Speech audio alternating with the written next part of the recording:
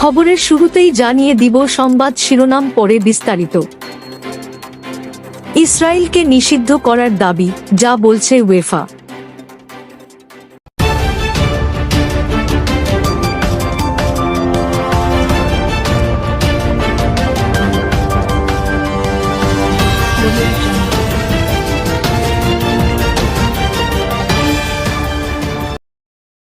গাজায় ইসরায়েলি হামলায় নিহতের সংখ্যা 2025 সালের জুন পর্যন্ত 80,000 ছাড়িয়েছে।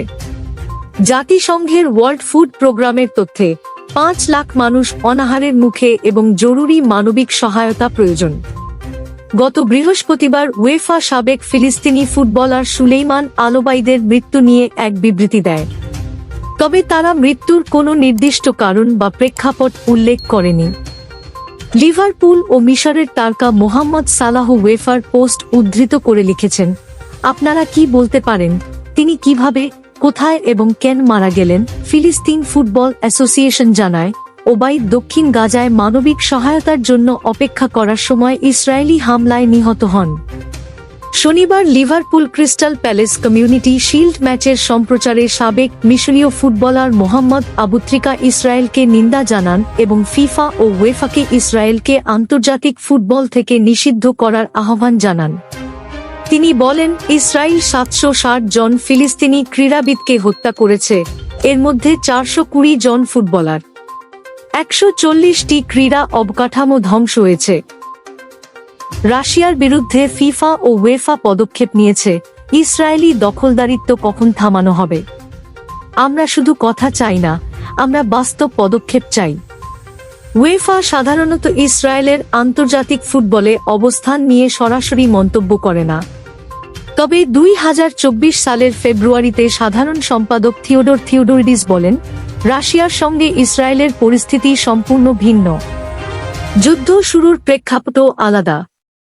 পিএসজি-টেনহ্যাম সুপার কাপ ম্যাচের আগে উয়েফা মাঠে একটি ব্যানার তোলে, যাতে লেখা ছিল, শিশু হত্যা বন্ধ করুন, বেসামরিক মানুষ হত্যা বন্ধ করুন। তবে গাজা বা ফিলিস্তিনের নাম উল্লেখ করা হয়নি। উয়েফার এক কর্মকর্তা বলেন, এটি রাজনৈতিক নয়, মানবতার বার্তা। গাজার স্বাস্থ্য মন্ত্রণালয় জানিয়েছে, 2023 সালের অক্টোবর থেকে এখন পর্যন্ত 17,000 শিশু নিহত হয়েছে। উয়েফা 2 ফিলিস্তিনি শরণার্থী শিশুকে ম্যাচ পরবর্তী মেডেল প্রদান অনুষ্ঠানে যুক্ত করে। তাদের শিশু ফাউন্ডেশন গাজার শিশুদের জন্য মানবিক সহায়তা, চিকিৎসা সরঞ্জাম ও পুনর্বাসন কার্যক্রম শুরু করেছে। উয়েফা সভাপতি আলেকসান্ডার সেফেরিন বলেন, যুদ্ধ চালানো প্রাপ্তবয়স্করা যাই ভাবুক, শিশুদের কোনো দোষ নেই। তারা প্রতিদিন মারা যাচ্ছে।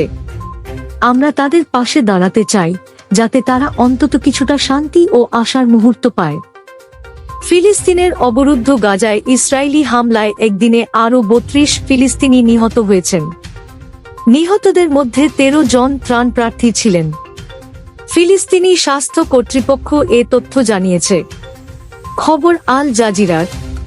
এদিকে বেশ কয়েকটি চিকিৎসা সূত্র আল জাজিরাকে জানিয়েছে, গাজা সিটির একটি আবাসিক ভবনে ইসরায়েলি বিমান হামলায় 8 জন নিহত হয়েছেন। শহরের তুফাহ এলাকায় অন্য এক হামলায় আরও 2 জন নিহত হন।